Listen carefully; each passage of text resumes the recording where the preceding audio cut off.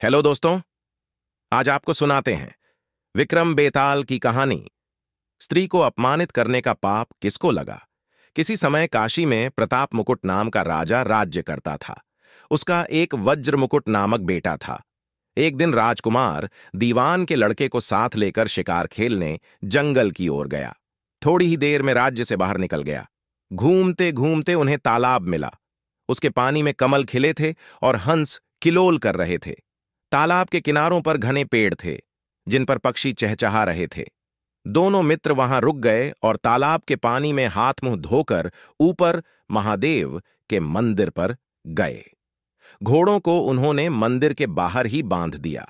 वो मंदिर में भगवान शिव के दर्शन करके बाहर आए तो देखते हैं कि तालाब के किनारे राजकुमारी अपनी सहेलियों के साथ स्नान करने आई है।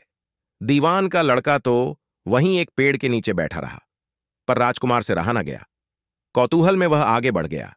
राजकुमारी ने जब उसकी ओर देखा तो राजकुमार उस पर मोहित हो गया। राजकुमारी भी उसकी तरफ देखती रही। फिर राजकुमारी ने एक कौतुक किया। उसने अपने जूड़े में से कमल का फूल निकाला, कान से लगाया, दांत से कुतरा, पैर के नीचे दबाया और फिर अपनी छाती से लगा लिया और अपनी सखियों के साथ चली गई।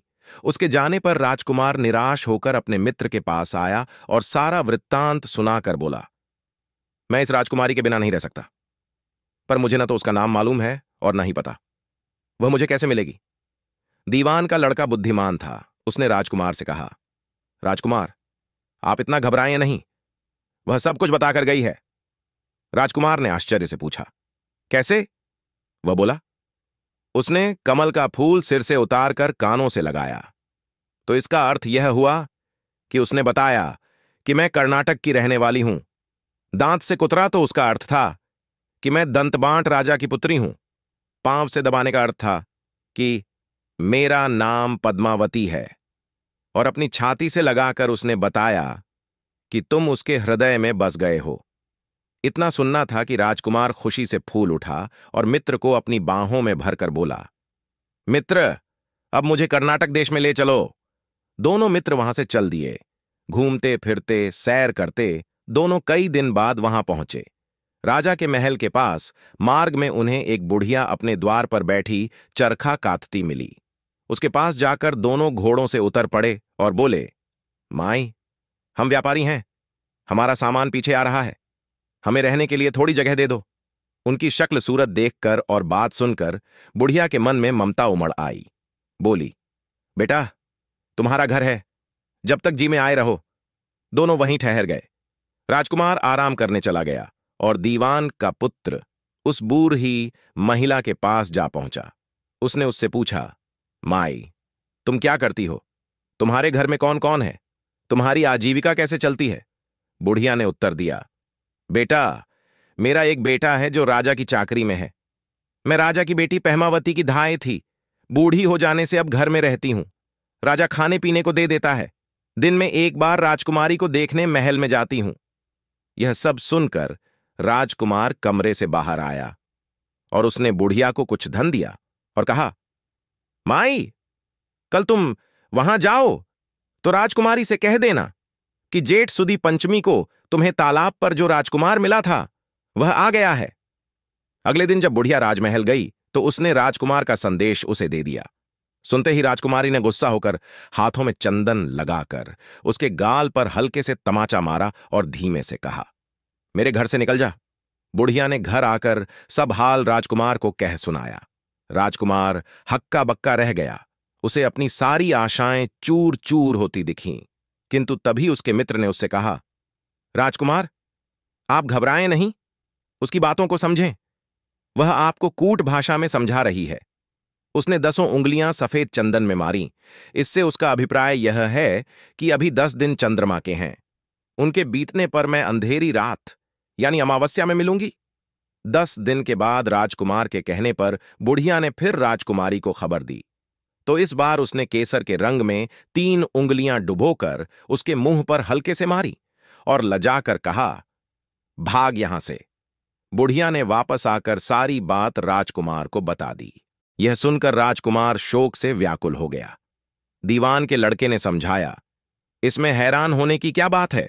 उसने कहा है कि मुझे अभी मासिक धर्म हो रहा है, 3 दिन और ठहरो। 3 दिन बीतने पर बुढ़िया उनके निर्देश पर फिर वहां पहुंची। इस बार राजकुमारी ने उसे फटकार लगाई और पश्चिम दिशा की खिड़की से बाहर निकाल दिया। उसने आकर राजकुमार को सारी बात बता दिया। यह सुनकर दीवान का लड़का मुस्कुराया और राजकुमार से बोला, मित्र, उसने आज की रात तुम्हें उसी खिड़की के रास्ते बुलाया है। खुशी के मारे राजकुमार उछल पड़ा। रात्रि का समय होने पर उसने बुढ़िया की पोशाक पहनी, इत्र लगाया, हथियार बांधे। रात्रि के 2 प्रहर बीतने पर वह महल में जा पहुंचा और खिड़की से होकर अंदर पहुंच गया। राजकुमारी वहां पहले से ही तैयार खड़ी थी। वह उसे भीतर ले गई। अंदर की व्यवस्था देखकर राजकुमार की आंखें खुली की खुली रह गई। वहां उपभोग की एक से एक बढ़कर वस्तुएं थीं। रात भर राजकुमार राजकुमारी के साथ आनंदपूर्वक रहा।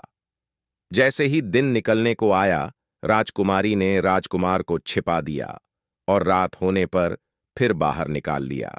इस तरह सुखपूर्वक कई दिन बीत गए। एक दिन अचानक राजकुमार को अपने परम मित्र की याद आई। उसे बड़ी चिंता हुई कि पता नहीं उसका क्या हुआ होगा। राजकुमार को उदास देखकर राजकुमारी ने कारण पूछा तो उसने उसे सब बता दिया। राजकुमार बोला, वह मेरा बड़ा प्यारा मित्र है और बहुत ही चतुर है। उसकी बुद्धिमानी से ही तो तुम मुझे मिल पाई हो। राजकुमारी ने मुस्कुराकर कहा, मैं उसके लिए उत्तम और स्वादिष्ट भोजन बनवाती हूं। तुम उसे खिलाकर और आश्वासन देकर लौट आना। भोजन साथ में लेकर राजकुमार अपने मित्र के पास पहुंचा। वे लगभग महीने भर से मिले नहीं थे। उत्साहित राजकुमार ने मिलने पर सारा हाल सुनाकर कहा कि राजकुमारी को मैंने तुम्हारी चतुराई की सारी बातें बता दी हैं, तभी तो उसने प्रसन्न होकर यह भोजन बनाकर तुम्हारे लिए भेजा है। दीवान का लड़का सोच में पड़ गया। उसने कहा, यह तुमने अच्छा नहीं किया मित्र। राजकुमारी अब समझ गई है कि जब तक मैं हूं वह तुम्हें अपने वश में नहीं रख सकती, इसलिए उसने इस खाने में विष मिलाकर भेजा है, मेरे प्राण लेने के लिए। यह कहकर दीवान के लड़के ने थाली में से एक लड्डू उठाकर वहीं पास में खड़े एक कुत्ते के आगे डाल दिया। लड्डू खाते ही कुत्ता मर गया। राजकुमार के हृदय को गहरा आघात लगा। वह सर पकड़कर वहीं बैठ गया। उसने कहा, ऐसी स्त्री से भगवान बचाए, मैं अब उसके पास नहीं जाने वाला। इस पर उसका मित्र बोला, नहीं, ऐसा करना उचित नहीं होगा। अब हमें ऐसा उपाय करना चाहिए जिससे हम उसे अपने राज्य, अपने घर ले चलें। आज रात को तुम वहां जाओ। जब राजकुमारी सो जाए तो उसकी बाईं जांघ पर त्रिशूल का निशान बनाकर उसके गहने लेकर चले आना। राजकुमार ने बिना कोई प्रश्न किए ऐसा ही किया। उसके वापस आने पर दीवान का बेटा उसे साथ ले योगी का वेश बना श्मशान में जा बैठा और राजकुमार से कहा कि तुम ये गहने लेकर बाजार में बेच आओ। कोई पकड़े तो कह देना कि मेरे गुरु के पास चलो, वही सारे प्रश्नों के उत्तर देंगे और उसे यहां ले आना। राजकुमार राजकुमारी के आभूषण लेकर नगर में गया और महल के पास एक सुनार को उन्हें दिखाया।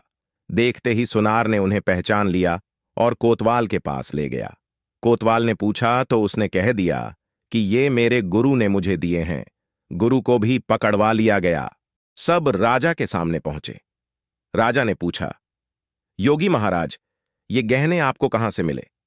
योगी बने दीवान के बेटे ने कहा, महाराज, मैं श्मशान में काली चौदस को डाकिनी मंत्र सिद्ध कर रहा था कि एक डाकिनी आई। मैंने उसके गहने उतार लिए और उसकी बाईं जांघ में त्रिशूल का चिन्ह बना दिया। इतना सुनकर राजा महल में गया। उसने अपनी रानी से कहा कि पद्मावती की बाईं जांघ पर देखो कि कोई त्रिशूल का निशान तो नहीं है। रानी ने देखा तो निशान था। राजा को बड़ा दुख हुआ। बाहर आकर वह योगी को एकांत में ले गया और बोला, महाराज, धर्मशास्त्र में नीच स्त्रियों के लिए क्या दंड निर्धारित है? योगी ने जवाब दिया, राजन, ब्राह्मण, गऊ, स्त्री, बालक और अपने आश्रय में रहने वाले से कोई नीच कर्म हो जाए तो उसे ससम्मान देश से विदा कर देना चाहिए। यह सुनकर राजा ने पद्मावती को डोली में बिठाकर राज्य से बाहर करवा दिया। राजकुमार और दीवान का बेटा तो इसी ताक में ही बैठे थे। वे राजकुमारी को अकेली पाकर उसे अपने साथ लेकर नगर में लौट आए। और राजकुमार से उसका विधि विधान पूर्वक विवाह करा दिया गया। वे आनंद से अपने राज्य में रहने लगे। इतनी बात सुनाकर बेताल बोला, राजन, यह बताओ कि यहां स्त्री को अपमानित करने का पाप किसको लगा है?